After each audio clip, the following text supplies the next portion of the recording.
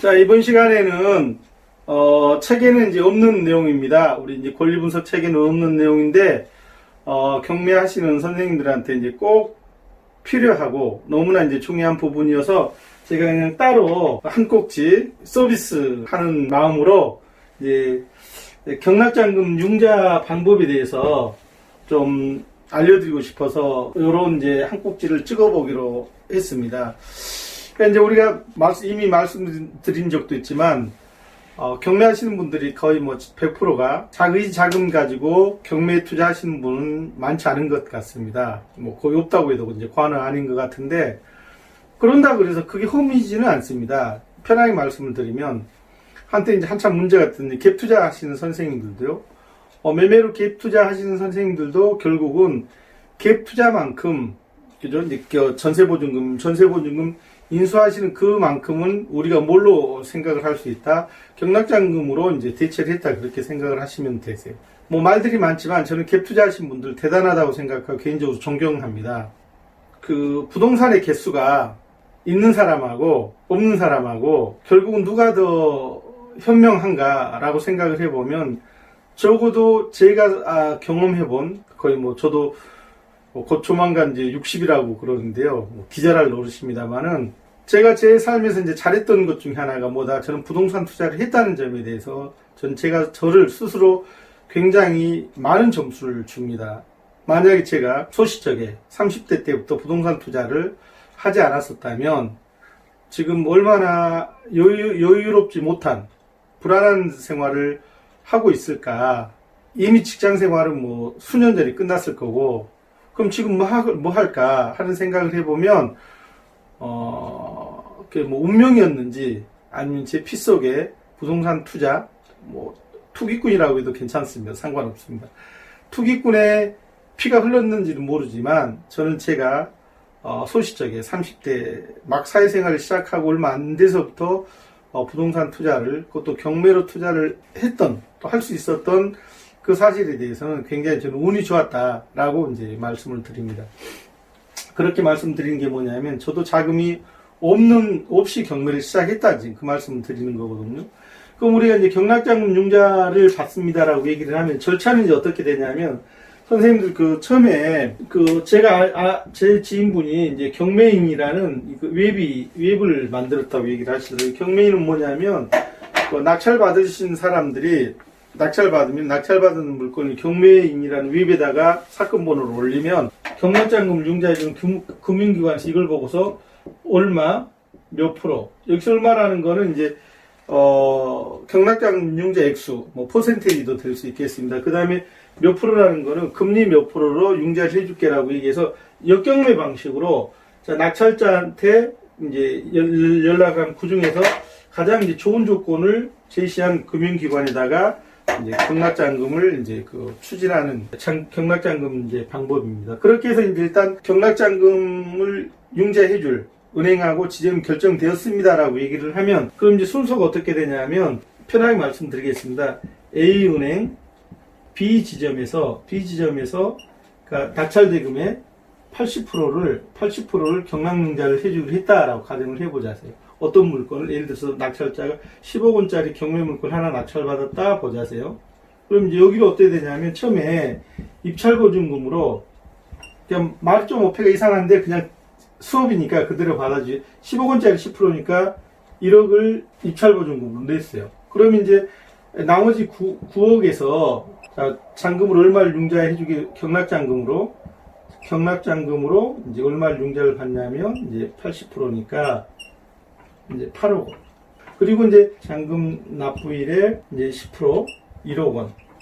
물론 더하기 이제 부대 비용이 이렇게 들어간다 보시면 되세요. 여기 부대 비용에는 이제 뭐 소유권 이전에 관한 이제 그 말소 비용이라든지 이전 비용, 그다음에 뭐 취득록세, 국민주택 기금이죠. 이제 그런 것들을 해서 소유권 취득을 합니다. 근데 결국은 요놈이잖아요, 그죠? 요놈.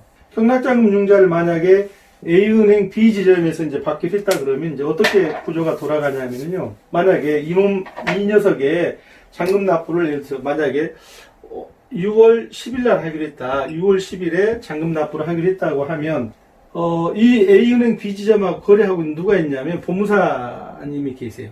법무사님이 법무사에서 나한테 어떻게 하냐면 낙찰자한테 연락을 해와요. 예를 들어 6월 10일 날 잔금 납부를 하기로 했으면 6월 5일 정도까지 어떻게 촉탁 등기로 해서 소유권 이전에 필요한 서류를 어떻게 6월 5일까지 법무사 사무실로 좀 보내주세요라고 얘기를 하세요. 넉넉하게 한 일주일 전이라고 보시면 되겠습니다. 보내주고 나면 여기서 쭉 소유권 이전에 관한 서류를 누구한테 낙찰자 앞으로 소유권을 이전을 해줄 서류를 이제 만들기 시작을 할 거 아닌가. 왜 만들어가지고 이제 법무사 사무장님이 될 수도 있고 이제 법무사 사무실 직원분이 연락을 해와요. 어떻게 6월 10일 납부를 하기로 했으니까 이 법무사가 뭐까지 하냐면 A은행 B 지점에다가 낙찰자 명의로 이제 어떻게 하냐면 입출금 통장, 보통 통장을 하나 개설을 합니다. 은행 계좌를 하나 만들어요, 새로. 이 법무사 사무실에서 낙찰자한테 이 계좌번호를 알려주면서 뭐라고 얘기를 하냐면 요놈 잔금 납부일이 필요한 1억 원에다가 플러스 알파, 그러니까 소유권 이전에 관한 취득세라든지 주택기금, 그 다음에 뭐 말소비용 등등, 어쨌든 모든 비용 플러스 알파를 어떻게 하라고 얘기를 하냐면 6월 10일 날 잔금 납부를 하기로 하면 여기 이제 D-Day 날이잖아요. 그럼 그 전에 요 계좌에다가 요 금액 이상으로, 예를 들어서 뭐 요 금액이 1억 5천이다. 그러니까 1억 원에다가 플러스 알파 5천, 1억 5천이면 한 1억 5천 한 500만 원 정도 이렇게 넉넉하게 이 계좌로 보내주세요라고 해요. 전날인 6월 9일 날이 보내주셔도 되고, 당일날 아침에 9시 막 은행 계좌 시작하자마자 이체를 하시면 그 다음부터는 이제 할 일이 없으세요. 그 다음 이제 소유권 이전은 누가 다 하냐면 이 법무사 사무실에서 모든 서류를 다 구비해가지고 촉탁 등기를 이제 의뢰를 하게 된다 그 얘기세요. 그럼 이제 현실적으로 지금 이제 경락잔금을 좀 보자 그러면 이제 어쨌든 뭐 사조금 빼겠습니다. 경락잔금을 좀 보자 그러면 굉장히 정말 경매하기 좋은 시절이 왔어요. 무슨 말씀을 드리냐면요. 제가 처음에 그 경매를 했을 때는 그때가 이제 1998년이었습니다. 본격적으로 경매를 한 게 98년인데 그때는 사실 경락잔금 융자라는 제도 자체도 없었고 이때 제 기억으로는 제1금융권의 금리가 대개 한 2에서 3%, 그 다음에 신용금고, 요즘 이제 저축은행이라고 얘기를 하는데, 공식적인 금리가 14에서 한 16%였어요. 그리고 사채 시장으로 가면, 뭐 3분은 기본이었고, 여태까지 한 번도 경험해보지 못한 금리를 경험을 하고 있고, 그 다음에 풍부한 유동성을 경험하고 있습니다. 결국 그러면 금리 낮아지고 돈 많아지면 간단합니다. 부동산이라는 실물은 제한되어 있잖아요. 올라갈 수밖에 없다 그 얘기세요. 늘 궁금했던 게 뭐냐면, 그러니까 IMF 때처럼, 외환위기 때처럼, 아니면 이전처럼 뭐 금리가 극단적으로 고금리가 아니라 하더라도 뭐 보통 뭐 8, 9, 10, 11% 이럴 때 일상적으로 경험했던 제 판단으로 금리가 이렇게 낮아지면, 그러니까 뭐 1%대, 그 다음에 경락잔금 융자도 뭐 2.5%대까지 낮아지면 도대체 누가 사업해서 망할까? 저도 금리적인 측면에서는. 그래도 경매물건은 나오잖아요. 그죠? 누가 망할까라는 말의 대답으로 그래도 경매물건은 나오잖아요 라는 말에 그 행간의 의미를 잘 한번 읽어보세요. 어쨌든 서두에도 말씀을 드렸지만 저는 제가 누가 시켜서 한 일이 아니라 제가 판단해서 시작한 부동산 투자고 경매 투자였지만 지금 곧 조만간 60이면 사실 이제 노동을 해서 먹고 살기는 좀 적절치는 않잖아요. 그죠? 그러니까 제가 이 마당에서 냉정히 따져보면 부동산 투자 참 잘했다. 그리고 내가 나이 들어서 육체 노동을 해서 겨우 먹고 사는 그런 그 팔자는 안 되셔야 된다는 말씀을 드립니다. 이거는 정말 충정해서 드리는 말씀이세요. 살아보니까. 특히 또 이 동영상을 보시는 젊은 분들, 20대, 30대 선생님들이 계시면 제 말을 꼭 좀 명심하셨으면 좋겠어요. 왜냐하면 제가 이제 한 세대 먼저 살았잖아요. 참고로 저도 저희 큰 놈이 30입니다. 그러니까 이 동영상을 보시는 선생님들은 적어도 제가 저희 아들놈한테 들려주는 정도의 그 간절한 마음으로 말씀을 드린다고 생각을 하고, 그러니까 남들 놀 때 같이 놀지 말고 폼나게 놀지 마시고요.